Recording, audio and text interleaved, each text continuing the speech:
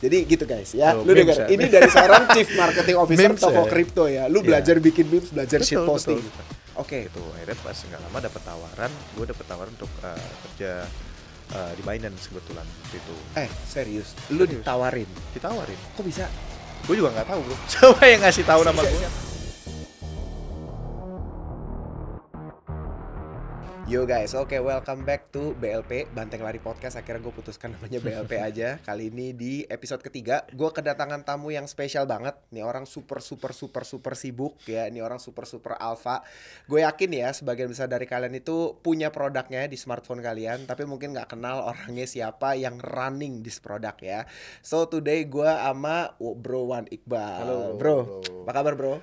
Baik. Thank you banget udah ajak-ajak ke podcast ya. Wah, gue thank you lu udah dateng ya. Jadi Iqbal nih Chief Marketing Officer of Toko Kripto. Gila, title-nya berat banget ya tuh. Chief Marketing Officer dari salah satu exchange terbesar di Indonesia ya.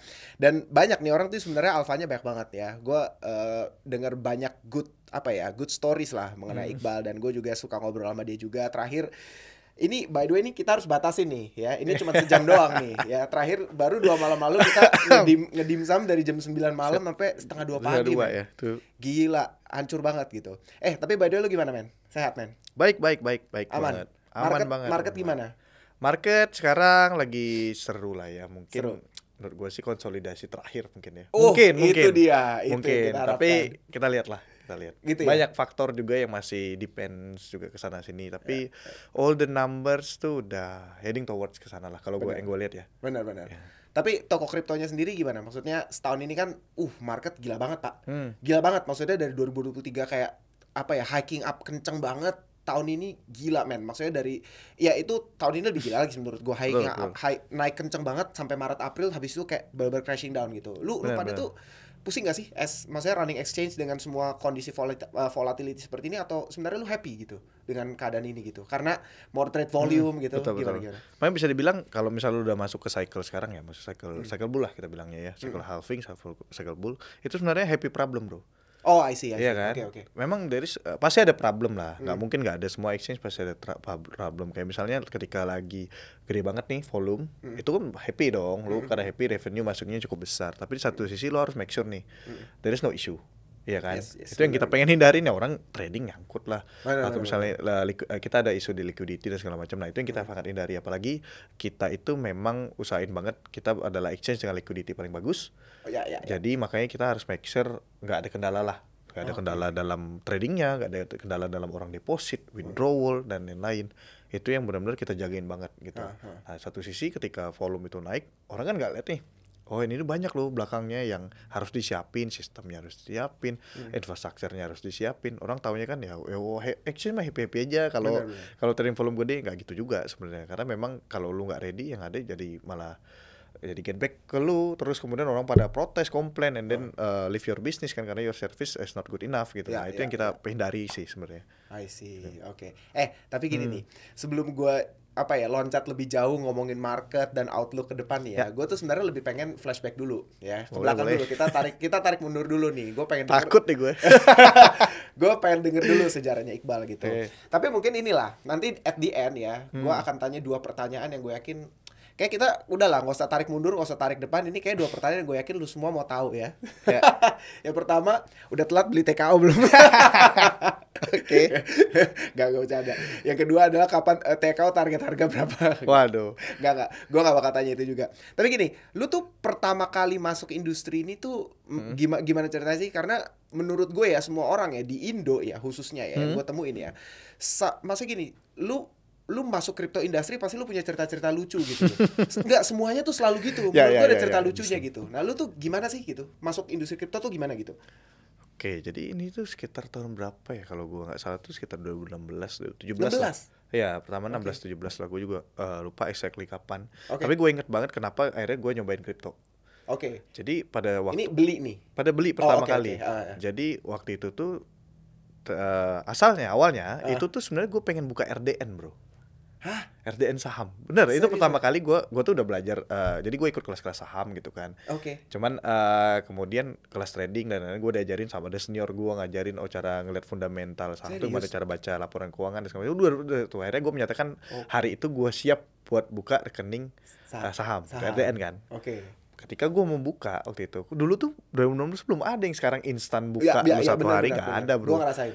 Ketika gue membuka itu tuh formulirnya banyak banget kan. Lu harus kirim formulir Betul. fisiknya. Ya benar. Terus yang kedua lu harus nunggu 2 hari. Iya. Nah sedangkan 3 duit hari. gue nih udah ada nih. Wah nggak bisa nih, it's too long menurut gue. Oh. Gitu kan, jadi akhirnya gue cari alternatif apa ya investasi yang juga punya risiko yang serupa, maksudnya volatilitas tinggi gitu ya. Tapi gue bisa buka sekarang nih gitu. Iseng aja gue, tapi gue tetap submit dan RDN gue tetap proses. Tapi kan nunggu 2 hari kan, masih lama lah, masih 2 hari gitu kan. Tapi duitnya udah ada nih, gue taruh mana ya? Masa gue balikin lagi deh ke reksadana gitu, ntar H+2 lagi, nyairinnya lama lagi kan, nggak mungkin. Ya udah akhirnya ketemu lah waktu itu sama teman gue kebetulan.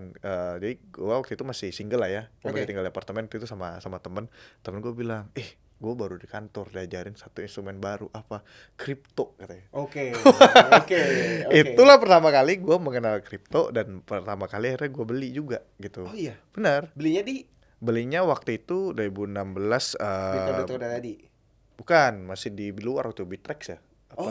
Apa dulu ya? Oh pakai exchange luar tapi. Exchange luar dulu awal-awal. Benar karena nggak tahu. Gue udah tahu soal Bitcoin, pernah dengar lah sebelum jadi kayak main game apa segala macam gitu udah pernah dengar Bitcoin, tapi nggak benar-benar sama ini, paling cuma masuk PayPal habis keluar lagi. Gue nggak pernah benar-benar own it gitu kan. Tapi main nggak if you share dulu yang pertama lu beli apa? Bitcoin. Oh emang Bitcoin. Oh bukan alt selain juga Bitcoin. Setelahnya baru. Oke. Terus waktu itu Bitcoin masih berapa ya, belasan juta doang kalau nggak salah waktu itu. Iya, in rupiah ya waktu itu. Waktu itu nyari USDT pairs pun I don't think banyak juga waktu itu ya. Kayaknya waktu itu seingat gua. Berarti di bawah $3.000 ya kalau masih belasan juta ya? Masih belasan juta bro. Masih belasan juta waktu itu. Gila. Cuman gua nggak pintar lah pada waktu itu ya. Memang gua masih awal-awal, lu baru mencoba instrumen aset volatile tinggi, lu pasti ya duitnya pengennya cuan gitu kan. Itu juga my mistake, ntar kita get into there. Tapi ya awal ceritanya kayak gitu. Gue sebenarnya mau buka RDN, kemudian gue akhirnya buka keluar. Tapi temen lu yang ngeracunin lu kripto ini masih invest kripto atau gimana? Masih. Kita bahkan ada grup bareng-bareng lah ya. Enggak kalau misalnya ngomongin. Tapi dia kerja di industri ini juga enggak? Enggak. Biasanya dia cuma trade doang. Nah, terus habis itu maksudnya gini. Oke, itu pertama kali lu invest berarti kira-kira 2016 atau 17 gitu ya. Nah, terus lu waktu itu masih kerja? Masih kerja gue. Oh gitu? Masih kerja. Oh, tar dulu. Lu kan kelahiran seingat gue 92 ya, benar? Iya. Ya kan? Berarti lu umur 24 tahun kira-kira masih ya? Masih 24, 25 lu masih kerja ya? Masih kerja. Di mana waktu itu kerja lu? Gue masih di traditional finance waktu itu. Gue kan selama ini selalu di finance kan gue dari awal kerja. Iya. Gue tuh awalnya dari asuransi pertama kali gue kerja, dan gue pindah ke bank, dan terakhir gue di kripto. Gitu. Jadi memang banknya apa bro? Gue banknya nggak bisa gue sebut ya. Oke, nanti apa. ada orang main. Tapi ya salah satu bank terbesar di Asia lah. Oh, gitu. International bank berarti. International bank. Oh, gitu. Jadi waktu itu gue pegang memang expertise gue di wealth management pada saat itu. Oke. Jadi ya makanya ya gue waktu itu kita ada project juga di bank untuk masukin ke kripto juga. Tapi ya. Oh iya. Tapi itu setelah gue terjun ke kripto di awalnya lah gitu. Jadi makanya makin lama makin mendalami kan. Pas ada kesempatan untuk pindah ke Web3 ya gue doesn't hesitate setelah itu jadinya. Oh gitu. Tapi berarti back then ketika lu beli 2016 lu cuan banyak banget dong ya dari your initial investment ya? Banget bro, tapi waktu itu modal gue berapa lah paling. Nggak inilah. Tapi maksud gue pada saat itu untuk anak-anak 25 tahun lah, 25 tahun itu umur gue, itu lumayan banyak sih. Itu iyalah. Bisa beli mobil, bisa beli rumah sih pada saat itu ya. Nice. Betul. Cuman bodohnya gue adalah gue pindahin semua literally semua keuntungan gue tuh ke alts. Karena waktu itu ada narasi. Gue mengikuti narasi juga bro. Gue mengikuti narasi juga yang lagi hype pada saat itu. Ya itu. Cuman ya itu. Bitcoin ya. Gue gak mau ini ya. Oke. Gak mau apa ya, ini koin sebenarnya bukan jelek, cuman gue memang punya punya shitty experience saja gitu. Belakangnya P ya? Iya. Ada dua. Oh oke, yang belakang P terus belakangnya M. Itu kan hype banget. Tahu gue. Benar kan? Oh iya benar. Kan suggest lah, ini dua saudaraan nih. Pada saat itu all time high itu 2017 ya berdua deh, emang kurang aja. Same narrative lagi. Apalagi gue dari TradFi kan. Jadi itu menurut gue tuh it's make sense, really make sense kalau lu pindahin ke situ, bro. Oh iya, benar, kan? Karena blockchain buat itu. Betul kan? Iya. And then that diskusi soal Bitcoin pada saat itu is a payment option. Iya. Ya kan? Itu payment option, bukan nggak kayak sekarang kita nggak ngomongin dia sebagai proof of reserve. Benar. Kita nggak ngomongin dia sebagai ya digital lain lah. Semua, iya kan? Benar. Dulu tuh benar-benar buat alternatif payment system. Kan peer to peer payment. Wah, dulu kan ngomongin itu, bla bla bla. Wah, jadi narasi itu tuh seksi banget menurut gua. Oh, benar sih. Cuman salahnya gua adalah gua masuk ketika benar-benar itu all time high-nya. Serius, gua masuk di all time high. Lu rotasi semua profit lu dari Bitcoin, lu masuk ke situ di pucuk. Betul, literally di pucuk. Literally di pucuk. Di $3 something dong ya? Betul. Terus udah down only. Down only. Itu semua. Wah, minus di cycle pertama tuh gua minus 90%. Waduh. Dari sebelumnya lu pasti udah profit ratusan persen banget ya? Gila, itu profitnya kan? Udah gila banget. Gue minus 90%, gue kayak balik ke square one lagi. Gue udah ajarin bener-bener ya waktu itu gue sempat mengalami skeptik juga ngerasain. Karena gue apa crypto scam. Gue sempat mikir kayak gitu juga awal ya. Karena ya gue taunya ya ini cuma sebagai instrumen aset doang untuk lu trading gitu. Gue gak melihat itu jauh lebih dalam. Tapi gak berapa lama kemudian gue comeback lah setelah itu. Cuman ya itu, pada saat itu bener-bener ya siapa yang gak gila bro. Lu minus 90% dari hasil kerja keras lu dalam tahun 2 tahun terakhir, and then kebanting gitu kan, it's not easy kan. Gitu. Makanya gue udah melakukan kesalahan ini, makanya gue sekarang di toko kripto pun fokusnya ke edukasi kan. Gue selalu bilang orang-orang harus bisa manage risiko, karena yang penting tuh di situ. Gue setuju 100%. Itu yang orang kadang bilang wah sepelein lah. Bener. Ini wah lu belum tahu. Gue tuh orang yang udah pernah ngalamin rungkat, udah pernah bro. Gitu. Jadi ya gue ngasih tahu mereka ini karena ya gue udah pernah gitu. Bukan berarti gue ngasih tahu ngomong kayak gini karena gue belum pernah. Gitu. Bener. Ini gue setuju banget. Ini satu hal yang juga gue selalu tekenin ke teman-teman semua ya. Apalagi kalau lu udah kena exposure ke futures, ke meme ya. Lu harus understand bahwa risk management itu more important daripada win rate gitu. Lu bisa aja punya win rate sangat-sangat positif, tapi kalau risk management lu bad, ya lu rungkat. Ya kan, lu literally net loss bukan net profit, padahal win rate lu tinggi. Betul. Gitu. Ya kan, kayak wah gila. Tapi ini seru nih, gue baru denger nih. Ya ini kayaknya belum pernah gue bahas di podcast. Gue pernah cerita ke orang kurang lebih, tapi ya sering gue obrolin juga sih. Kalau memang ya gue dulu rungkat, bahkan di 2 cycle terakhir ini kan cycle ketiga lah. Oke. I think ini yang mungkin gue lebih major lah. Personal finance ya. Oke, I see. Gitu. Selalu gitu ya. Cycle pertama lu rugi, cycle kedua lu learn, 3 lu baru make it gitu. Iya. Itu katanya rumusnya gitu bener ya. Berarti di cycle ini lu akan make it banget ya. Wah. I hope so. Oke, nice. Nah tapi gini, ya udah sebelum gue melangkah lebih jauh, tapi gini, gue lebih concern ke journey lu habis itu. Lu kan lu rungkat banget nih 2017 kan. Lu masuk di pucuk 2018 ya, berarti lu bener-bener down bad-nya kan ya. Parah. Nah, terus pertama kali lu kerja di industri Web3 ini, first job lu tuh apa waktu itu? Gue waktu itu kebetulan gue memang udah kerja di regional company waktu itu di Asia lah ya. Cuman COVID kan. Jadi gue stay di Indonesia karena gue takut juga mau terbang keluar. Oke. Gitu. Akhirnya pas nggak lama dapat tawaran untuk kerja di Binance kebetulan waktu itu.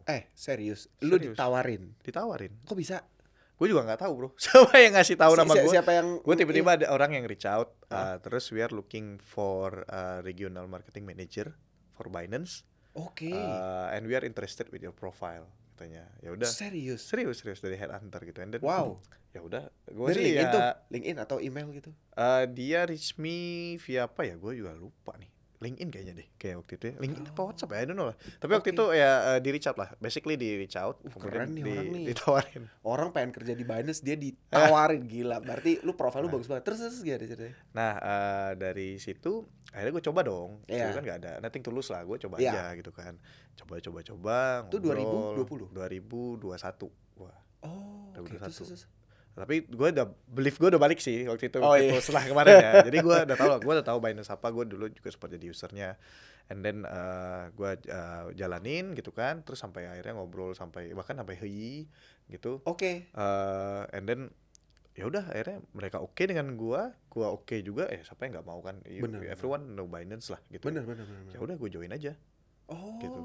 That's my start. Dan gue join itu di November 2021. Itu benar-benar high, puncak. Itu puncak lagi tuh. Puncak bro. Jadi ketika gue 69K itu kan. Bener, setelah gue masuk kan harga turun terus tuh. Teman-teman dulu pada suka bercandain gue. Ini gara-gara lu masuk.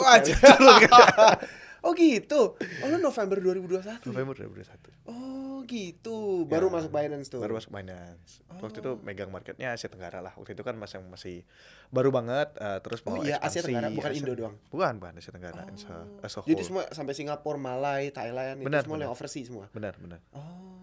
Jadi banyak lah ya, apalagi tapi sekarang pun udah beda model bisnis lah dengan yang zaman dulu. Karena zaman dulu kan fokusnya masih penetrasi market tuh. Jadi banyak hal yang kita lakukan juga, baik itu ngembangin komunitasnya, terus yang kedua juga boleh cari cara untuk misalnya enter the market on the legal way. Gitu. Itu juga termasuk apa yang lakuin di Indonesia kan. Akhirnya dengan apa yang terjadi dengan toko kripto itu juga part of my job lah sebenarnya. Gitu. Makanya akhirnya terakhir gue baru decide balik lagi ke Indonesia. Oh, tapi gue mau nanya dong, kayak lu kerja di exchange gede Binance gitu, KPI-nya apa sih? Maksudnya lu ditarget gak sih atau gimana sih? Pasti dong. Kalau di ini ya, gue bisa bilang gue memang nggak report langsung ke CZ, tapi I look up to CZ as many ways lah sebenarnya. Karena gue banyak belajar juga dengan dia how he runs the company so effectively gitu. Binance tuh sangat-sangat efektif bro, kalau gue bisa bilang. Dan Gimana itu yang kita bawa, termasuk soal KPI ini. KPI itu lu harus clear. Lu nggak boleh KPI itu kayak misalnya saya mengerjakan bla bla bla bla naratif gitu ya, tapi nggak clear. Lu harus misalnya jelas nih, misalnya lu target lu apa, misalnya target lu mau ngembangin komunitasnya yang tadinya cuma 10 orang jadi misalnya 10.000 orang gitu misalnya. Clear, ada smart-nya lah ya, smart apa ya, pokoknya yang dihitung, pokoknya bisa lu hitung, bisa ukur segala macam, dan harus concise. Itu tuh lu cuma boleh maksimal 3 OKR biasanya. OKR lu 3 doang. KPI. KPI lu tuh 3 doang. Jadi misalnya KPI pertama misalnya ngembangin community, misalnya kedua penetrate market, atau 3 itu jelas di situ. Dan nanti lu dinilai berdasarkan itu. Itu sangat-sangat efektif. Dan meeting pun sebenarnya nggak pernah lebih dari 30 menit. 15 menit tuh udah gak ada basa-basi ya? Iya, gak ada semua straight forward to the point, tak, udah feedback berat selesai gitu ya? Bener. Jadi sangat-sangat Binance tuh bisa gue bilang sangat-sangat efektif sebenarnya. Itu yang kita bawa ke toko kripto juga sekarang. Gitu. Nggak, tapi lu regional marketing manager, lu oversee Southeast Asia gitu. Lu apa sih yang waktu itu lu bikin gitu? Gue lebih penasaran, lu ngerjain apa sih gitu? Maksudnya kayak apakah lu keliling negara-negara, bikin meet up? Sampai segitu? Serius sampai segitunya. Jadi waktu itu kan ada beberapa tipe market lah ya. Ada market yang udah punya lisensi ini way gitu ya. Kayak misalnya waktu gue join tuh Indonesia, kita udah ada toko kripto kan. Banyak sudah invest di toko kripto. Pada saat itu gitu. Cuman kita juga looking for another way lah. Mungkin kalau misalnya pada saat itu beda lah dengan sekarang. Terus kayak misalnya Thailand waktu itu belum ada tuh frameworknya untuk licensing, belum ada. Seingat gue ya, kalau gue nggak salah. Filipina juga nggak directly langsung ke crypto, dia VASP license namanya. Itu lebih untuk ke asset payment. Jadi lebih ke kayak sama aja kayak forex dan lain-lain gitu. Jadi berbeda tuh license-nya. Di Vietnam even sampai sekarang mereka doesn't have the regulatory framework. Mereka baru mau bikin tahun ini setahu gue. Nah, Malaysia juga sama yang lain. Jadi untuk market-market yang udah punya regulatory framework, kita coba untuk ikutin regulatory framework-nya, kita comply gitu ya. Entah itu dengan cara lu masuk langsung, registrasi langsung, ataupun lu melakukan melalui GV, joint venture, ataupun lu lakuinnya berdasarkan partnership sama lokal partner gitu. Itu macam-macam gitu. The other way, kalau misalnya yang tadi marketnya mungkin masih belum ada regulatory framework, kita bakal coba banget untuk misalnya bikin komunitasnya dulu nih. Gitu. Komunitasnya dia at least sudah tahu dulu tentang kripto. Karena kan anyway menurut kita waktu itu di Binance, kalau orang udah kenal kripto pasti tahu Binance. Bener sih. Iya kan? Bener. Jadi ya yang the biggest lah. Ya the most important things adalah untuk kirim adopsi ke kriptonya aja. Gitu. Jadi bahkan sangat-sangat tidak pamrih lu harus pakai Binance enggak juga. Lu sudah tahu kripto, you will know Binance anyway gitu. Iya, sih. Jadi lu bener ya fokus lebih kayak edukasi, ngembangin komunitinya, lebih karena kayak gitu ya. Betul. Paling seru di mana, Bro? Negara mana yang paling kalau Asia Tenggara ya? Vietnam, Bro. I'm sorry to say but Vietnam. Gimana? Vietnam itu gimana ya? Dia marketnya itu bisa dibilang lebih mature dibanding Indonesia. Karena nggak tahu ini apakah ada hubungan karena regulatory frameworknya belum jadi, tapi mereka memang punya sedikit freedom ya untuk mengembangkan industrinya gitu. Jadi nggak terlalu terbatas, nggak bisa ini nabrak itu gitu kan. Dan mereka tuh heavily fokus ke gaming sebenarnya. Iya bener sih. Menariknya tuh fokus ke gaming. Lalu ada Axie itu kan. Betul. Ya Axie lah waktu itu, waktu 2020-an kan 2022 ada satu dulu kan zaman Axie tuh gila-gilaan kan. Axie tuh bisa dibilang kayak Gojeknya di Indonesia lah. gitu, how they transform the start of world di Vietnam itu di Web3 gitu. Makanya menurut gue sangat menarik di sana ekosistemnya, karena lu bisa ketemu devs, lu banyak alpha di sana. Makanya waktu itu gue sempat reply tweet lu kan, dan bilang gimana cara banyakin alpha di Indonesia adalah berbanyak dev. Makin banyak devs, makin banyak alpha, semakin banyak project ya. Makanya ketika ngomongin crypto industry, lu harus benar-benar bikin ekosistemnya, bro. Gitu, nggak bisa cuman trader doang, investor doang nggak bisa. You need to have the whole ecosystem sebenarnya. Oke, tapi gue juga sempet denger nih anjir dari lu pribadi sih, lu kan sempet jadi kayak kayak best employee di Binance ya, bener ya? Bukan. Iya bener ya tapi. Ya. Sebenarnya best banget sih enggak, tapi termasuk yang top performer lah. Gitu bisa dibilang.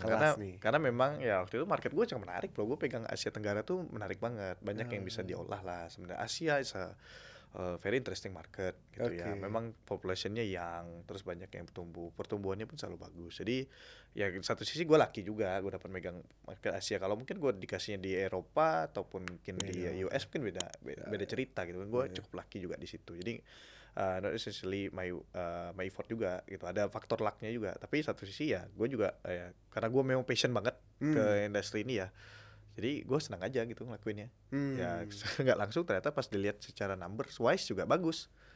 Ya udah akhirnya ya dapat apresiasi lah, cuman nggak top mah gue, cuman ya termasuk inilah one of 10 orang-orang yang menurut gue perform lah ya. Nice.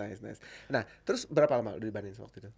Kurang lebih hampir 2 tahun. Oh, lama dong. 23. Pokoknya sebelum ke toko lah gua. Lu ke toko kapan? Toko tahun lalu kan. Gua 2 tahun di Binance, 2 tahun di toko nih harusnya tahun ini. Akhir tahun ini 2 tahun di toko. Lu benar-benar stay jadi regional marketing manager untuk selama 2 tahun itu juga. Iya, karena kan banyak M&A project juga yang kita lakuin kan. Itu juga gue ambil posisi juga di situ, maksudnya bantuin lah gitu ya. Nah sampai akhirnya ketika Indonesia, fokus ke Indonesia waktu itu, and then Binance decide to buy toko, acquire. Pas sudah Yudo jadi CEO, kita ngobrol lah kan, udahlah lu balik aja ke Indonesia deh. Enggak, kenapa mau bro? Karena satu sisi gue punya sedikit passion sendiri lah ya. Maksud gue tuh pengen, ya gue udah ngeliat di gimana di Vietnam gilanya gitu, gue lihat gimana cepatnya Thailand mau adopt itu gitu. Filipina gimana adopsinya ke remittance sistemnya gitu. Indonesia tuh bisa ngelakuin itu semua gitu. The only country that can do all itu sebenarnya Indonesia. Jadi bisa dibilang Indonesia tuh potensinya tuh gede banget. Tapi apa yang udah dilakuin tuh masih jauh dari potensinya. Gitu. Makanya gue melihat ini menarik banget. Ini passion, dan gue sebagai warga WNI ya, gue masih WNI by the way. Jadi my passion juga lie down in Indonesia gitu. Ya udah, kita join force aja, bareng-bareng kita gedein toko kripto, and then hopefully in 5 years ke depan lah, atau dari tahun lalu 5 years ke depan, ekosistem Indonesia tuh bisa jadi lebih baik gitu. Karena menurut gue kesempatannya tuh sangat-sangat besar. Gila. Gitu. Tapi gue ngebayangin maksudnya lebih fun pasti kerjaan yang sebelumnya kan, ketika lu oversee market Southeast Asia kan, ketimbang Indo doang kan. Bener. Gue kiranya tadi gue bakal lebih relax kerja di toko kripto. Ternyata enggak. Serius? Ternyata lebih capek ternyata kerja di toko. Serius? Dibanding pegang market Southeast Asia? Bener. Karena at least kalau di Southeast Asia lu have a local manager, kayak misalnya di Indonesia itu kan ada toko kriptonya, dulu ada tim toko kripto yang bantuin kan. Kalau misalnya di mana ada tim lokalnya lah gitu. Jadi lu bisa bantu ya sebagai direction lah, lebih ke orang mau ngapain lu ada bantu untuk eksekusinya. Kalau di toko kripto then you have execution by yourself kan. Iya, jadi memang wah ternyata challenging juga gitu kan. Turns out setelah setahun lebih gue jalanin ya memang cukup challenging gitu. Menarik banget sih, dan gue yakin banget dengan potensi Indonesia kita masih bisa banget menuju ke arah sana. Nice. Lu sebutin deh apa problem apa yang Indonesia hadapin sekarang nggak bisa di solve sama kripto katanya. Lowongan pekerjaan itu bisa di solve sama kripto. Web3 vacancy itu banyak banget pertama. Dan dia nggak ngeliatin batas wilayah kan. Bener. Even good kalau kita bisa bawa projectnya masuk ke Indonesia, build kantor di sini, mereka build devs di sini, bikin development devs program, terus makin banyakin devsnya, udah itu bakal masuk ke lowongan kerja. Investasi itu kalau project yang masuk kan jadi investasi. Bener. Iya. Lu ngapain nyari investasi nikel apa yang ngerusak lingkungan. Ini ada investasi masuk di crypto world kok, ya kayak real world asset tokenization itu masih banyak banget yang bisa lakuin, atau properti dan lain-lain juga masih banyak di Indonesia kan, atau supply chain itu banyak banget. Seluruh sebagai negara komoditas ke Indonesia, supply chain tuh is one of the key kan. Benar. Nah itu bisa di solve sama crypto. Apalagi IKN. IKN tuh nyari pemodal, why not try get the pemodal dari Web3 bro. Dari Web3. Iya kan? I see. Itu bisa banget sebenarnya. Di sana bikin ada kayak area Web3 hub gitu ya, kayak space kan biasa each countries tuh ada kayak area di mana di situ kayak Silicon Valley-nya lah gitu kan ya. Bener. Yang isinya banyak orang-orang kripto. Kan kayak di Dubai tuh ada Dubai 2020 kalau gue nggak salah. Benar. Iya kan? Yang kayak isinya tuh lu mau ngomong kantor Binance pun di situ, setingkat gue tahu ya kan ya. Ya. Sekarang gue tanya di dunia ini yang kita anggap sebagai crypto hub di mana? Wah, Dubai sih kalau top kan? of mind gue. Top of mind Dubai kan. Nah, untuk Asia, Dubai sama Asia Tengah ini ya, Timur Tengah lah ya. Tapi yang benar-benar Asia ada nggak? Gue top of mind gue Singapura sih. Tapi Singapura sih really welcome to crypto. Enggak sih. Enggak kan? Ya. Sekarang Indonesia kenapa enggak take that opportunity gitu? Masih ada space lah ya. Masih ada kesempatan ya. Gitu. Sebelum ini yang gue tahu yang building ke arah sana tuh sekarang Thailand. Bukan Malaysia ya? Bukan Malaysia. Thailand is working towards that. Makanya temen nggak tahu lah ini mereka lagi ada isu politik ya. Iya benar.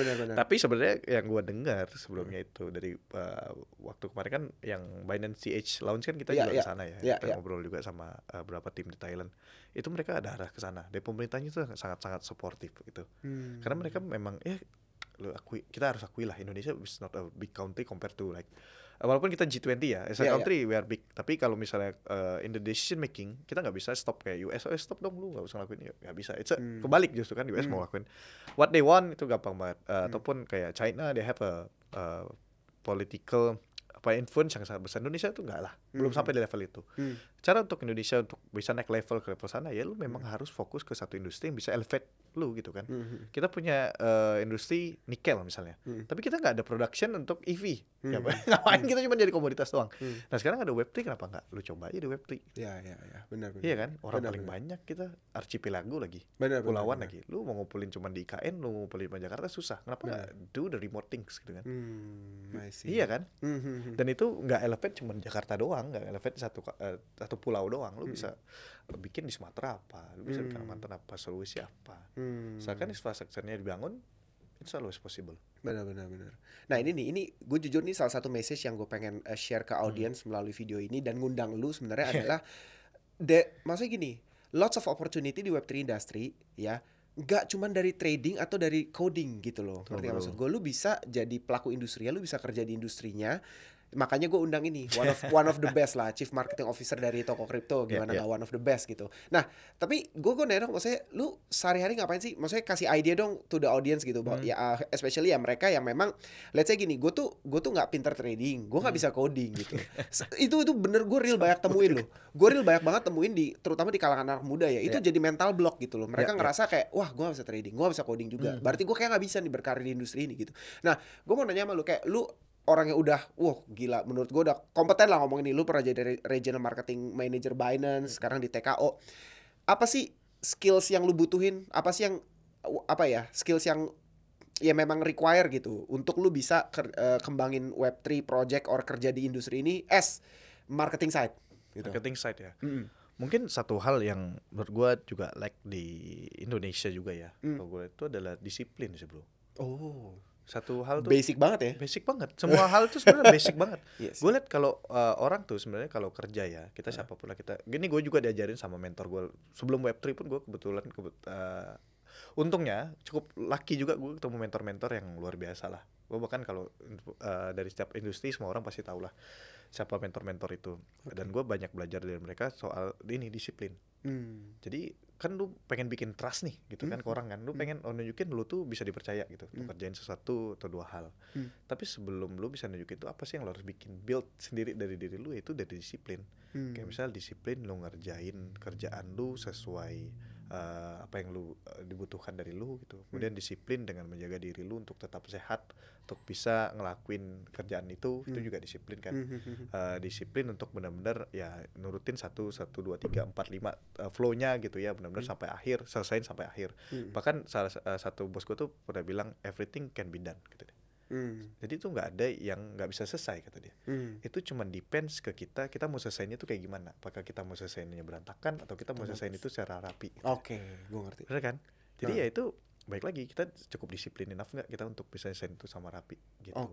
Sama mungkin kalau ada yang kedua adalah do extra mile sih menurut gue. Ini kadang orang ngerasa wah lu tuh banyak yang bilang oh lu mah ini nih sosokan kelihatan kerja doang, kerjanya sampai larut gitu segala macam. Wah, I spend my younger days itu kerja tuh kayak orang gila bro, bener-bener like crazy man. Gue nggak punya kehidupan malam kalau misalnya orang-orang muda di Jakarta sekarang nggak ada. Gue di kantor bro. Kan di kantor orang mungkin ngeliat gue jam 6 tuh gue turun ke bawah karena gue ya buat makan malam buat sholat gitu ya gue turun ke bawah. Tapi itu gue naik lagi karena gue ada kerjaan yang bahkan tuh sebenarnya itu tuh masih minggu depan tapi gue pengen kerjain itu seminggu sebelum cepat. Kenapa gue pengen itu karena ya ini memang bakal ngaruh ke bisnis. Nah dan tiap gue kerja tuh gue melihat apa impact kerjaan gue ke actual bisnis gitu ya. Misalnya gue kerja di strategik lah, gue sering banget di strategik. Oh kalau gue bikin strategik berarti gue kalau ada inisiatif gue yang impact ke bisnis ini tuh gue tahu ini bakal naikin sales misalnya ke sekian persen. Gitu ataupun ini bisa mempercepat flow proses yang tadinya butuh take 10 hari jadi 2 hari. Itu another improvement kan yang kayak gitu kan. Nah itu yang gue selalu lihat tuh dari kerjaan gue dan gue selalu pengen do extra miles walaupun kadang ya inilah ya kerja lembur gak dibayar. Terus sebenarnya bukan praktiknya bagus, itu bukan praktik yang bagus tapi gue pengen melakukan itu gitu dan selama gue nggak ada paksaan gue sih nggak masalah gitu walaupun gue tahu itu kadang nggak sehat apa segala macam gue mengerti banget tapi gue pengen melakukan itu bukan karena gue pengen dapat praise dari bos gue nih nggak pernah. Gue bahkan pernah kerja di perusahaan pertama gue tuh 5 tahun gue nggak dipromot bro. Sama sekali nggak dipromosi sama sekali. 5 tahun pertama gue kerja nggak dipromosi padahal gue kerja udah kayak gila. Gue hampir ke 7 bos berbeda dalam waktu cuma 5 tahun tuh. Bayangin bisa 7-8 bos berbeda. Tapi what I got adalah gue learning so much gitu. And then ketika gue move itu semua udah ilmunya udah ada. Jadi gue tinggal praktekin. I can prove my word. And itu gampang banget. Promosi itu cuma dia tinggal datang doang gitu. I see. Karena lu udah ya 5 tahun itulah berdarahnya gitu. I see. Nah tapi praktikalnya itu kan tadi kita bicara kayak apa yang kayak soft skillnya lah ya, disiplin gitu segala macam. Tapi practical hard skillnya tuh apa sih yang di require untuk bisa maksudnya ngembangin marketing gitu atau orang teman-teman itu gimana? Kalau in my expertise ya untuk marketing dan sales itu lo harus melihat juga pertama ini ya. Kadang tuh di marketing kita suka lupa ini siapa sih yang butuh gitu. Kalau misalnya yang butuh adalah kita, dan kita ngejar bola. Ya jangan lu nunggu bolanya kasih sama lu. Bos gue belum nyuruh, gue belum kerjain deh. Wah tuh repot. Kita tuh selalu jadi orang yang butuh kalau menurut gue di marketing dan sales. Makanya kita selalu yang kejar bola ke depan lah. Terus yang kedua lu harus basic marketing lu harus pasti tahu lah funneling, sales apa segala macam. Terus itu udah basic lah lu harus pelajarin. Tapi di luar itu lu harus gimana cara lu bisa lebih kreatif gitu ya. Kayak misalnya sekarang marketing channel kan banyak banget. Banyak banget marketing channel, tapi nggak semua marketing channel tuh sebenarnya fit for your business gitu. Benar. Nah itu lu understand bisnis lu tuh harusnya kayak gimana sih lu arahinnya. Kayak misalnya tadi gue punya website misalnya belajar digital marketing misalnya. Nah gimana caranya supaya website gue nih demand-nya gede gitu. Apakah gue harus taruh promosi ini ke orang-orang yang udah punya ilmu digital marketing atau misalnya belum, kan itu berbeda. Atau misalnya gue pengen specifically targeting certain people yang benar-benar belum pernah belajar digital marketing tapi dia punya prospek di sini nih gitu. Nah itu kan beda juga.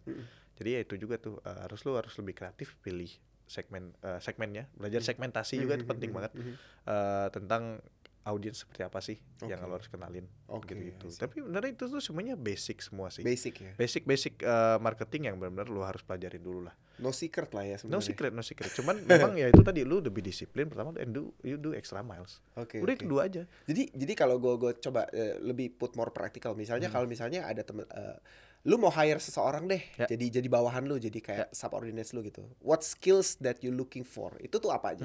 Coba mungkin lu bisa define enggak 1 2 3 gitu. Gue tuh nyari karyawan yang kayak gini gitu. Selain soft skillnya tentunya selain soft skillnya gitu ya. Lu nyari kayak gimana gitu? Gue jujur aja ya ini menarik juga sih karena gue lagi kesulitan nyari orang sebenarnya.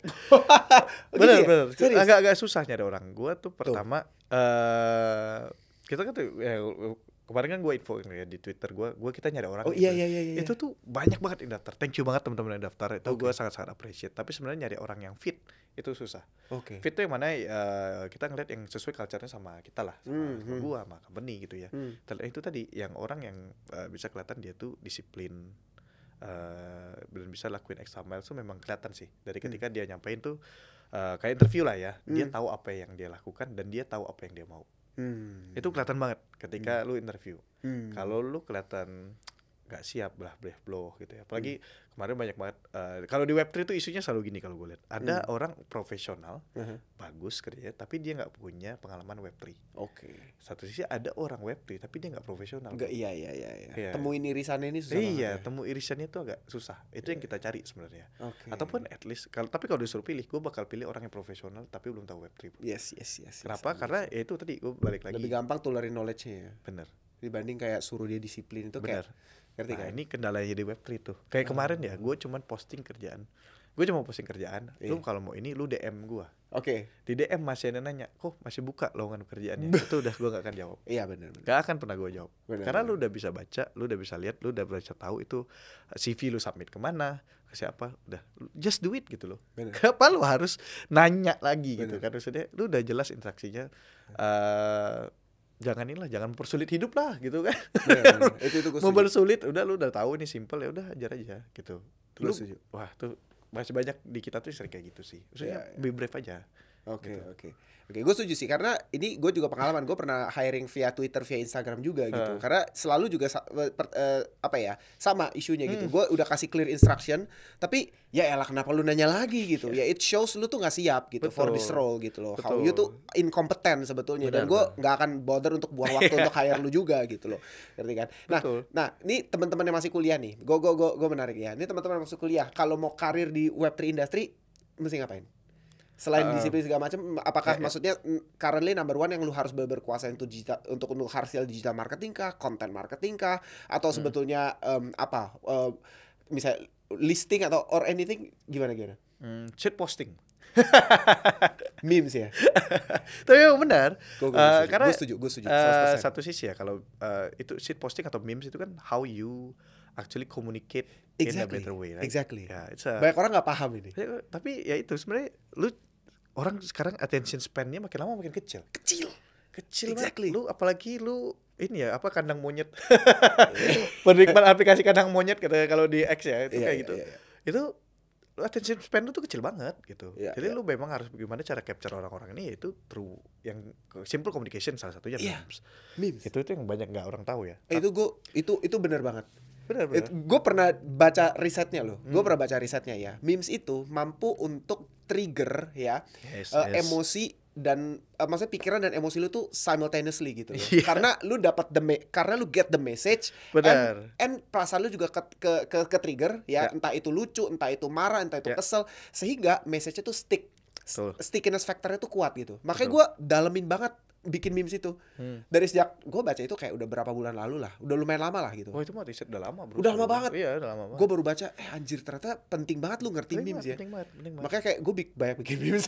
Bener. Gara-gara gue belajar itu. Betul. Tapi banyak orang ngeremehin, pikir gue cuman kayak bercanda gitu. Iya kan, cuman kayak bercanda, kayak ini kayak konyol gitu. Padahal lu nggak tahu actually itu tuh ilmu gitu. Benar. Dan itu tuh you have to be very creative sebenarnya untuk buat suatu memes yang gampang diterima orang. Bener. Itu nggak gampang. Message-nya nyampe tapi in a funny way. Jadi message-nya tuh stick banget gitu. Lengket banget di otak lu.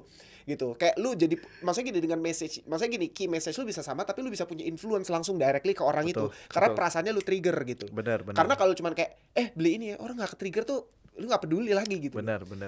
Jadi gitu guys ya. Lu denger, ini dari seorang Chief Marketing Officer toko kripto ya. Lu belajar bikin memes, belajar shit posting. Ya, karena itu gue truly believe ya. Honestly speaking, gue truly believe it's the future of communication, future of marketing. Lu bisa lihat lah sekarang, lu buka Twitter Donald Trump, meme semua isinya shit posting, dia joget-joget. Lu pikir itu main-main, lu pikir itu dia cuman kayak being funny. No, itu udah ada deep research-nya. Gue belajar soalnya, anjir gila Donald Trump bikin ginian. Yes. Tapi benar bro. Align gue. Tapi benar ya, kayak misalnya itu kan komunikasi sebenarnya. Iya. Cuman sayangnya hal-hal kayak gini tuh praktikal banget. Lu nggak bisa, jarang mendapatkan ini kayak di dunia kuliah, di dunia sekolah tuh jarang banget. Benar. Unfortunately ya. Benar. Gitu. Kalau apalagi gua tuh mahasiswa politik bro. Yang bener lu. Bener, gua tuh anak politik. Kok bisa ke TradFi? Ya kak, kan keterima kerjanya di situ. Okay. Saya kan bukan anak orang kaya, gue nggak bisa start duit papi bayarnya nggak bisa. Gue benar-benar dari bawah lah. Politik gitu. tuh. Ya gue dari politik tadinya international relation, and then my focus in the international business kebetulan. Jadi ya akhirnya gue juga memang pengen kerja di multinational company. Memang my dream job tuh untuk kerja di multinational company sebenarnya. Nah itu kesampaian lah sebenarnya. Tapi ya gue jadinya bisa belajar banyak perspektif lah. Makanya gue kayak ya kayak politik di Indonesia sekarang basically itu belum kejadian juga gue sebenarnya udah bisa so called ya gue udah tahu nih arahnya kemana gitu. Cuman gue gak pengen sampaikan lah karena itu that's not my want to go lah, tapi ya at least bisa dapat ilmunya di situ ya cukup bagus. Termasuk the way communicate ini kan. Gue belajar how, karena gue masih politik, gue belajar how kayak powerful political person di dunia itu menyampaikan idenya. Betul. Jadi gue tahu juga memang berubah loh. Kayak dulu kan zaman dulu tuh orasi. Orang melakukan itu melakukan orasi. Iya kan? Terus kemudian berubah lagi dengan misalnya dia iklan. Dia juga ada berdasarkan misalnya politik influence-nya memang harus megang misalnya konglo-konglonya. Terus sekarang makin berubah dengan attention span. Lu orang harus terjun ke publik nih. Build your public image gitu. Sekarang kan. Terus makin lama gimana sih orang tuh membayangkan pemimpin muda kalau sekarang gitu ya, gimana caranya lu walaupun lu senior lu kelihatan muda kan banyak kan perubahan komunikasi politik. Itu juga terjadi di bisnis juga. Termasuk soal memes ini, makanya penting banget untuk understand how people communicate nowadays. Gitu kan. Benar. Itu salah satu yang penting sih. Jadi beli memes apa nih? Enggak, itu terakhir lah. Udah, tapi itu kita keep it. Itu last ya. Nah, the other way, kalau skill yang harus lu punya juga, kalau itu ya itu lu memang ini soft skill juga sih, kayak lu harus pengen selalu belajar terus. Kayak ya kita ngomong dalam 3 jam tiba-tiba Pavel Durov ketangkap. 2 hari kemudian dia udah bebas gitu kan ya, kayak lu harus memang keep updated gitu dengan perkembangan baru. Kalau dulu mungkin kalau bokap gue bilang lu harus baca koran lah tiap pagi ya, baru untuk dapat berita baru. Sekarang kan ya lu berita tuh gampang banget. Justru malah sekarang adalah isunya diverifikasi. Iya kan. Lu karena informasi banyak banget tuh, need to validate, verify your information supaya lu dapat information yang alpha tadi ya. Benar. Yang alpha tadi. Nah itu juga it's another skill juga. Nah, sayangnya memang untuk anak-anak sekarang demand-nya tuh lebih besar skillnya. Karena ya ini tadi dunianya udah berubah. Nggak zaman dulu mungkin gue kalau anak yang rajin doang mungkin bisa survive. Tapi sekarang nggak cuma rajin, tapi lu harus smart lah ya. Mungkin bahasa smart gitu. Lu benar-benar smart. Lu harus understand mana yang lu mau, mana yang lu bisa pilih segala macam. Kayak ini gue juga jalanin waktu kuliah juga. Jadi kayak dulu tuh kuliah lu ada nggak? Gue nggak tahu. Kalau lu ada nggak kuliah tuh bisa pilih-pilih mata kuliah? Bisa. Ya kan? Nah gue tuh selalu pilih mata kuliah yang gue suka aja.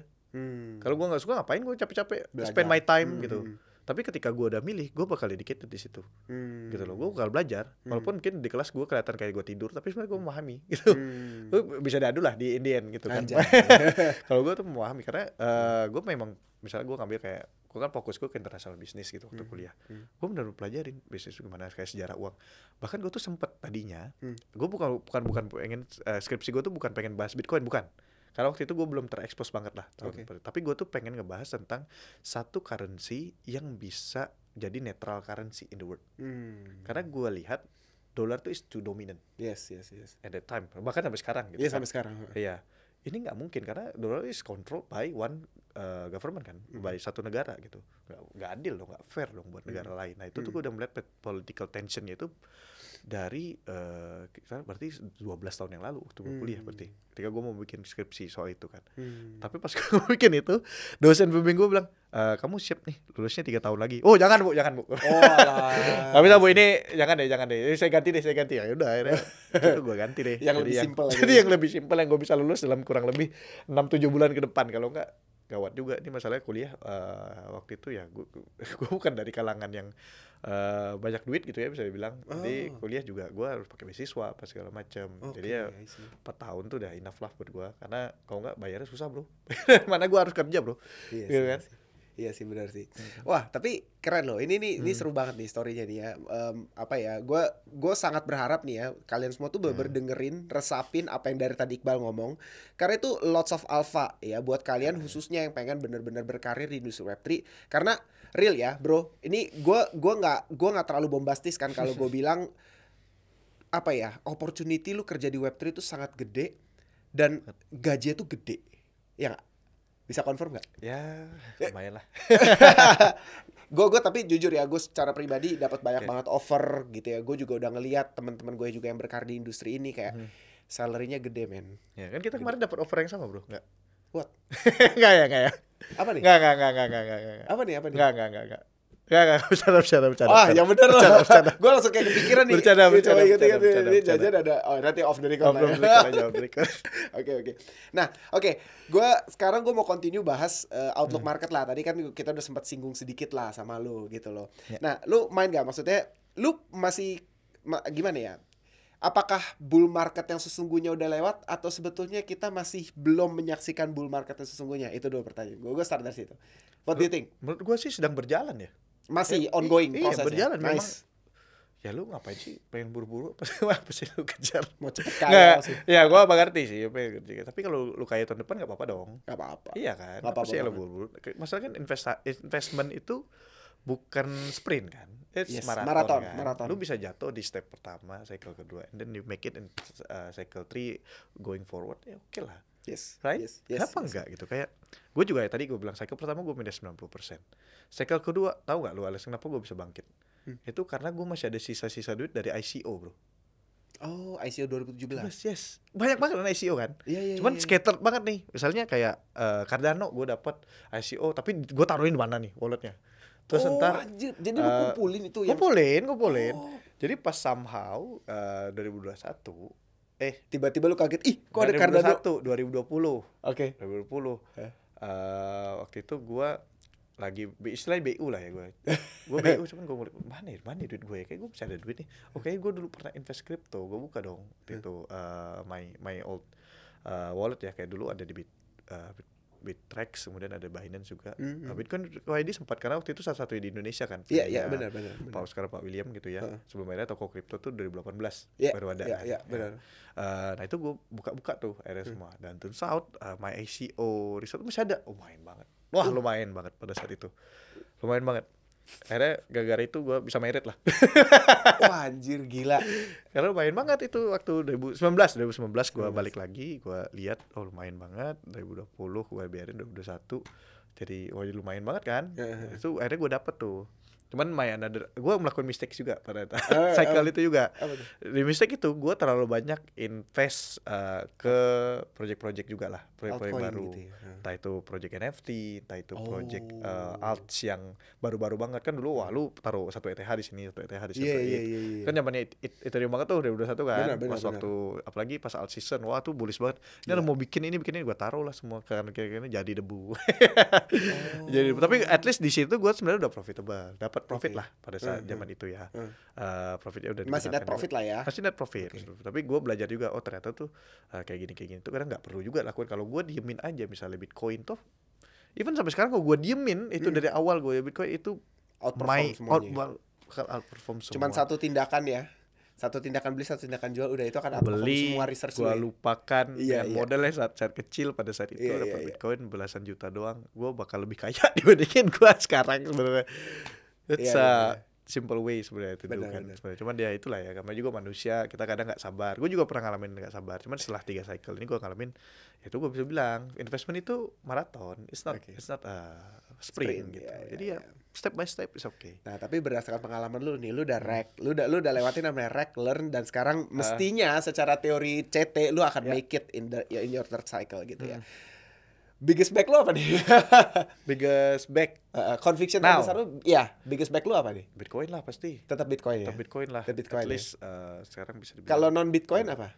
Kalau non Bitcoin Solana gue bro. Oh iya. Solana. Conviction lu Solana ya? Gue somehow gue tahu Solana tuh building. By the way, not financial advisor. Oh iya, ini bahaya banget. Ini gue cuma nanya backs dia apa loh. Iya. Gue nggak ada nyuruh lu pada beli Solana ya. Tapi gue belinya Solana dari 2022, jadi it's not relevant with you yang baru beli sekarang. Itu ada difference. Paling low lu beli di harga berapa tuh waktu itu? Sempat lu scoop di $8. $10 lah. $10 anjing. Tapi itu 80% of my Solana di $10. Jadi my average now itu sekitar masih 30-an. Tetap aja. 80% lu scoop di $10.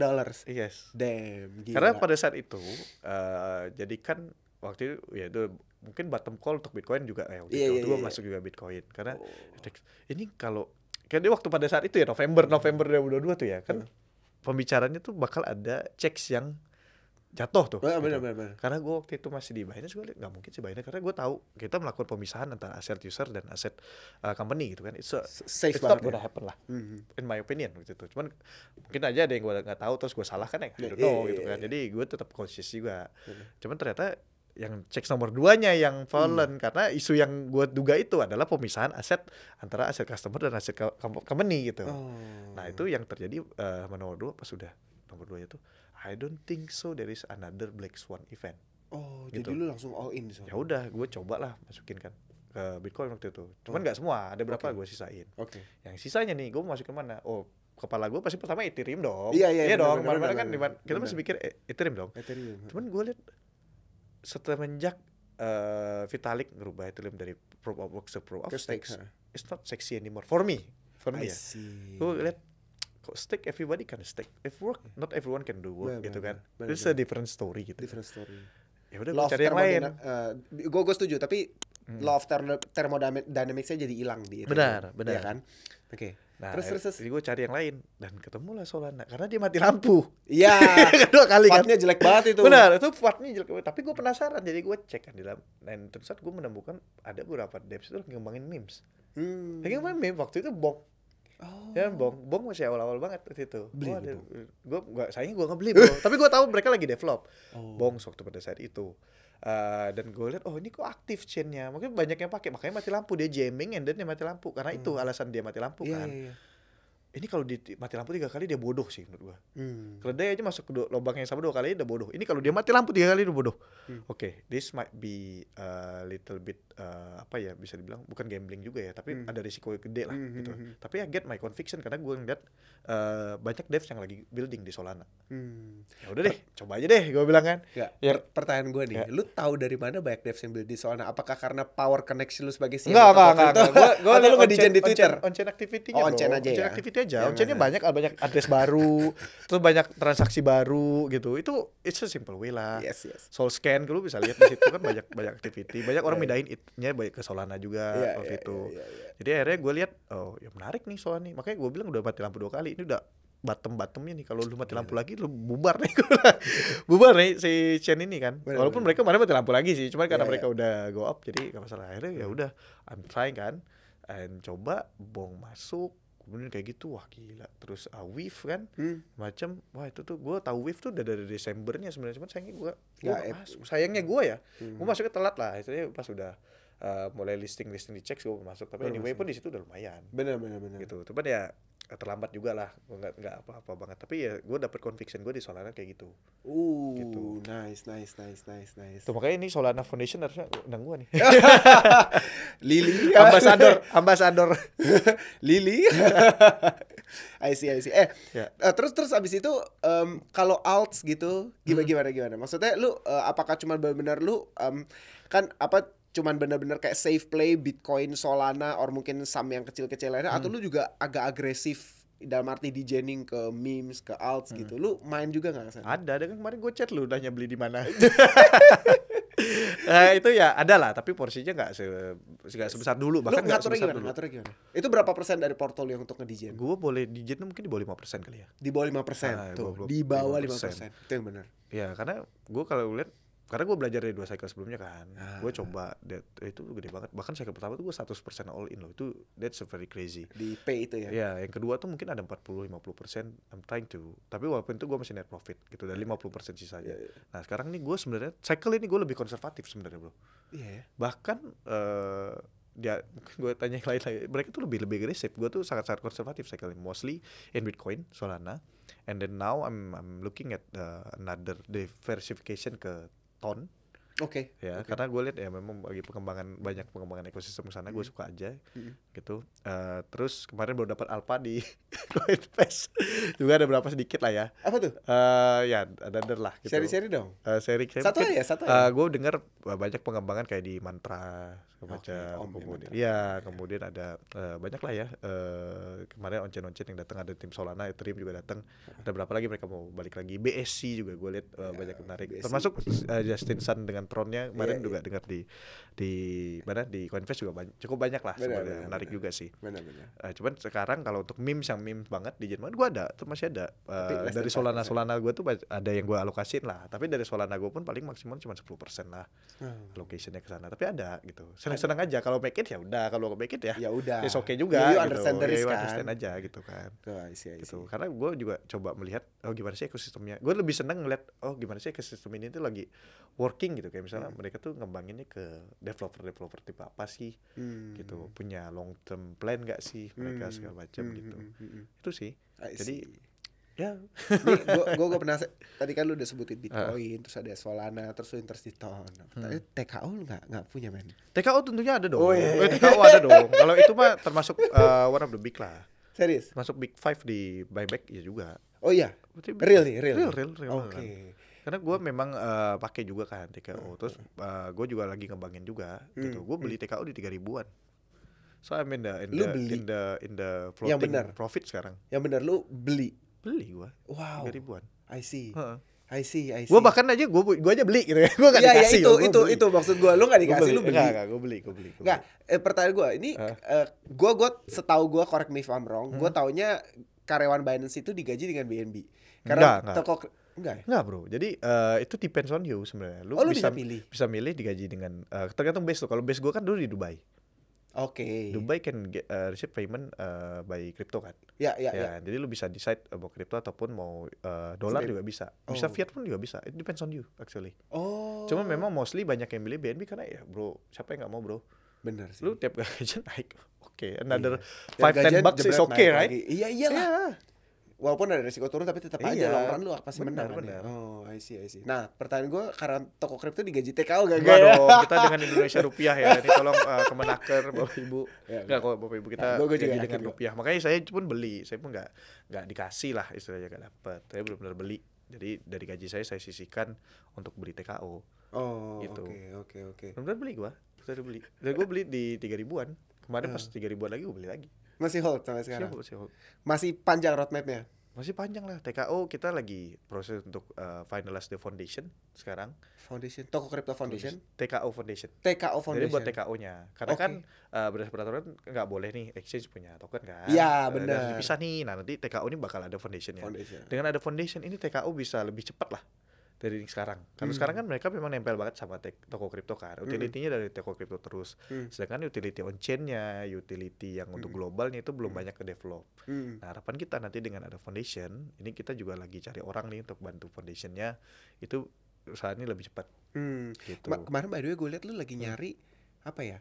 Gue lupa jujur nama positionnya, tapi Director of TKO ya. Iya betul. Bener ya, Director of TKO ya. Dia bakal jadi inilah ya, bisa dibilang face of TKO-nya lah. Serius.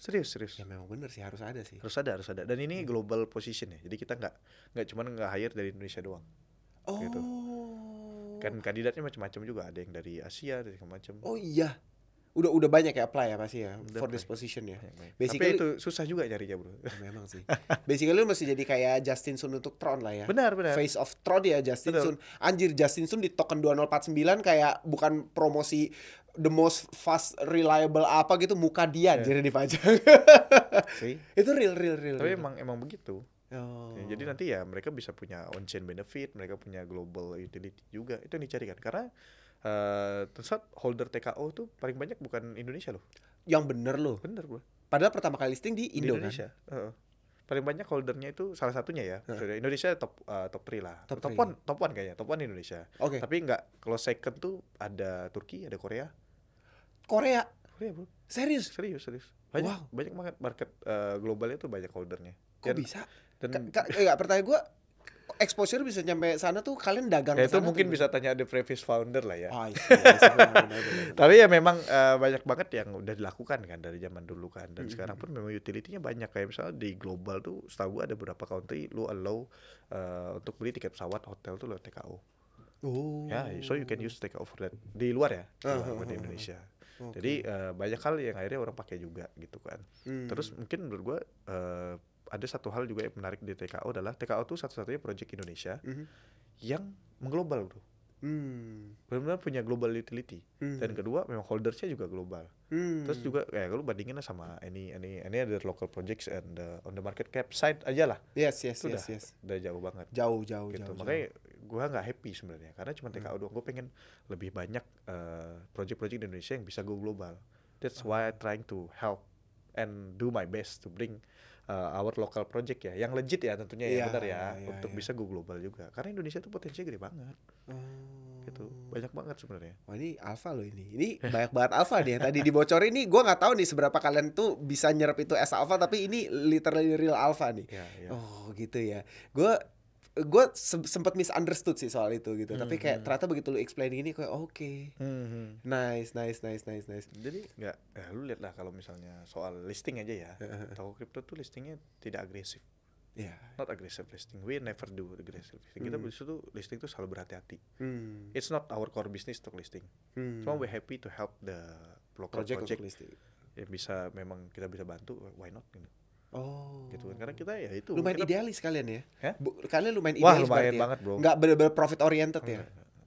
Kita memang ngincar profit tentunya, ya, pasti dong. Semua nggak bisnis mungkin harus profitable. Yes. Tapi in terms of kayak ngejarnya seagresif kayak lu ngomong harus dapat nih duit dari project nih gini enggak. Bahkan mostly our listing process pun lebih banyak kontribusinya tuh ke community. Makanya kayak kemarin gue luncurin launch drop itu. Iya. Karena gimana itu tuh launch drop yang akhirnya jadi idea, di bawahnya juga ada mega drop dan lain-lain kan. It's beginningnya dari launch drop itu loh. Gitu. Gimana caranya bisa kita kasih airdrop ke user sebanyak mungkin gitu. I see. Gokil ya. Ini by the way gue ini kita nih kalau ngobrol tuh selalu selalu seru dan kayak aduh. Seru tapi gue banyak belajar dari lo hari ini. Nah, tapi gini. Oke, mungkin gue akan punya kayak beberapa few last questions lah ya. Ini salah satu pertanyaan terpenting juga gitu.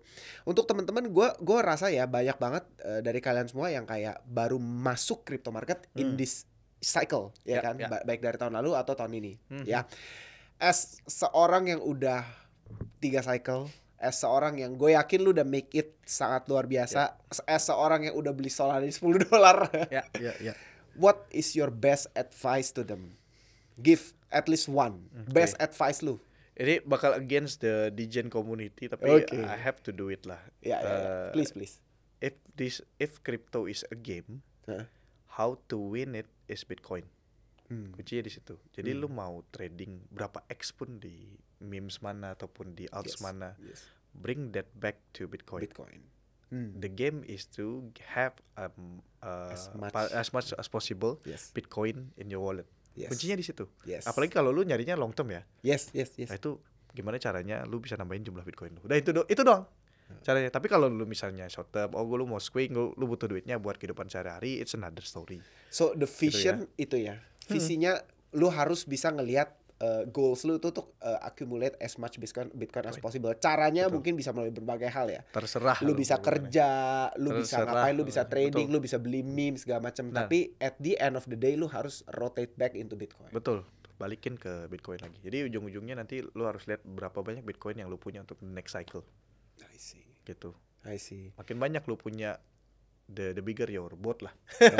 Secara pribadi lu kan of course ya, crypto market cycles akan end, ya kan? Ya kita udah paham lah. Tapi buat gue meyakini cycle ini mungkin lebih nggak ketebak lah dibanding siklus-siklus sebelumnya. Ya dong, pasti kalau terlalu easy, terlalu ketebak nggak mungkin gitu. Nggak mungkin. Nah, tapi pertanyaan gue, lu bisa nggak sih share exit plan lu nanti misalnya di late bull market nanti, apakah lu akan sell your Bitcoin back to fiat again and then nanti ketika after correction lu beli lagi atau gimana? Selama gue bisa memperbanyak Bitcoin gue, kenapa enggak? I see. Pokoknya gamenya itu aja. Lu perbanyak Bitcoin lu mau balikin ke fiat, lu beli lagi Bitcoin as long as your total Bitcoin nambah ya, kenapa enggak? That's my goal sebenarnya. Gue sih being realistic aja. Again, gue sangat-sangat believe dengan narasinya Bitcoin. Itu udah sangat-sangat believe. Tapi how I do it sometimes itu berbeda dengan yang Maxi banget. Kalau Maxi kan you hold dear tight gitu kan. Bener, gak boleh ngapa-ngapain. Gue nggak, sama lu bisa nambah jumlah Bitcoin with any source that you have gitu ya. Tentunya dengan legal dan yang benar ya, kayak yang aneh-aneh ya gitu ya. Itu why not gitu. Apa enggak gitu kan. Nice, kuncinya di situ. Dengerin. It's very good advice dan gue jujur gue bisa confirm gue 100% setuju. Gue pribadi juga gue berkali-kali bilang gue beli memes, gue trade memes to buy more Bitcoin. That's my main goal gitu. Karena gue udah dapat banget kayak gue harus punya Bitcoin sebanyak-banyaknya gitu. Nah, oke. Gue ke segmen terakhir ya. Iya. Boleh ya. Ini boleh. Pertanyaannya simpel. Ini simpel banget. Gue cuman jawabannya cuma 2. Gue akan sebutin satu token. Lu cuman boleh jawab dengan bullish or bearish. Oke. That's it. Boleh gak? Boleh. Lu SCMO toko Tapi sebelum itu disclaimer dulu ya. Ini NFA. Advice ya. Ya, do your own research juga ya. Jadi jangan telan mentah-mentah. Oke. Boleh. Oke. Tapi ini yang top aja lah. Gua nggak main micin-micin. Gak apa, micin juga kalau gue tahu apa juga, Bro. Jangan. Oke, top aja. Oke. First token ya. Kaspa, bullish or bearish? Kaspa, bullish. ICP, to be honest, I'm not really into it. Tapi kalau recent activity that they had, pengembangannya juga bullish. Ini baru, Bro. Tapi gue really not into it sebenarnya. Karena gue belum do my research aja. Oke, got it. Polygon Matic. Yeah. Hold sampai jadi manual, Bro. Gokil jadi manual. Jangan, but I'm bullish on Matic. Bullish. Oke. Litecoin, not really bearish. Oke, bearish. NIR Protocol. NIR bullish. Oke. Polkadot, bullish. Chainlink. Link bullish. Oke. Cardano. Bearish. XRP. Oh man, that's a bearish. Total bearish. This is more sentimental sih, karena personal experience saja, bukan berarti token dia. Jadi yang tadi 2017 kita bahas itu sebenarnya tuh itu yang belakangnya P itu. Gue udah langsung Oke, kalau Avalanche, saya itu bullish. Shiba Inu? Not really. Ethereum memes tokens now bearish. Oke, Ton? Bullish. Dogecoin? No. Bearish for me. Oh ya. Oke, BNB? BNB bullish. Oke. Lo harus bakal cek sih, cek tokens itu bakal happy kayaknya, baru tahun depan karena orang makin banyak transaksi kan. Yes. So basically all the check token bakal happy. Ada potensi yang sangat besar. Nice. And then last 2, Ethereum? Ini dilema juga sih. Yang bener loh. Bener, ini dilema juga. For my personal ya. Oke. Karena ekspektasinya beda, Bro. Ketika lu ngomongin Ethereum, lu ekspektasinya they can replicate their performance back in the last cycle kan. And this cycle I don't see they will replicate the same performance. Bold. Ya, for my opinion ya. Gak apa-apa. Nah, di sini still having, gue masih pegang Ethereum. Tapi disclosure di sini, gue nggak akan judge bener salah ya. Benar. Orang bebas beropini, gue nggak masalah gitu. Oke, so Ethereum jawabannya bullish or bearish? Bearish. Gila. Ya, ini gue harus bikin shorts yang viral. Iqbal. Nanti gue kata lu bearish. Enggak, dia tetap bakal pasti ada peningkatan harga. Gue yakin adalah kesempatan itu. Tapi untuk replicate their performance back into 2021, you don't think so ya. Nice. Karena ekspektasinya beda buat Ethereum. Bold statement. Dan terakhir Solana. Bullish lah. Boy, jelas. Biggest back lu ya. Jelas. Bring back to 1000 lah. Lah. Di cycle ini Gope kenal lah ya. Anjay. Harus. Not exciting kan. Yeah. Tapi guys, not financial advice ya. Ini tuh cuman kayak kita tuh kalau lucu-lucuan. Jangan. Gue di sini nggak pernah tertarik untuk kayak beli di harga segini, SL di sini, TP segini, nggak. Gue nggak lakuin itu. Ini cuman kayak kita sharing personal conviction saja. Betul. Jadi anggap ini cuman informasi dan hiburan aja. Definitely not financial advice. Oke? Nanti malah di-cut jadi short, tiba-tiba muncul betul di mana. Aduh, jangan ada, Bro. Wah, itu udah di luar kontrol gue dah tuh. Berat. Oke, by the way, thank you so much ya buat teman-teman yang nonton, dan Iqbal, thank you so much udah datang. Gila lu share banyak banget alpha. Gue happy banget di sini. Kita gue happy lah intinya dapat banyak banget alpha dari lu. Oke, guys, thank you. That's it for today's BLP nomor 3 ya. See you on next video. Bye bye.